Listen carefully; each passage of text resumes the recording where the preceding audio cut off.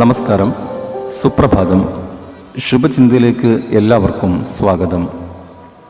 ഉള്ളതു മാത്രമല്ല, ഇല്ലാത്തവയും കൂടി കണക്കിലെടുക്കുമ്പോഴാണ് ഒരാളുടെ യഥാർത്ഥ സമ്പത്ത് വ്യക്തമാവുക. തനിക്കു വേണ്ടത് എന്തൊക്കെയെന്ന് തിരിച്ചറിയാനുള്ള കഴിവാണ് ഒരാളുടെ ജീവിത നിലവാരത്തിൻ്റെ അടിത്തറ.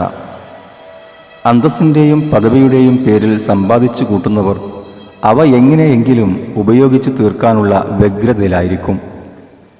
വേണ്ടതിനെയെല്ലാം തിരസ്കരിക്കുകയും വേണ്ടാത്തതിനെയെല്ലാം സ്വീകരിക്കുകയും ചെയ്യുന്ന സമൂഹത്തിലാണ് അതൃപ്തിയും അരക്ഷിതാവസ്ഥയും മുളപൊട്ടുന്നത്.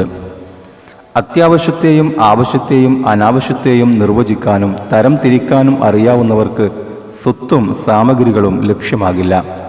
അത് ലക്ഷ്യത്തിലേക്കുള്ള മാർഗം മാത്രമായിരിക്കും. ഏവർക്കും ശാന്തസുന്ദരമായ ഒരു ദിവസം നേർന്നുകൊണ്ട് സ്നേഹത്തോടെ ഹുസൈൻ മൂർക്കനാട്.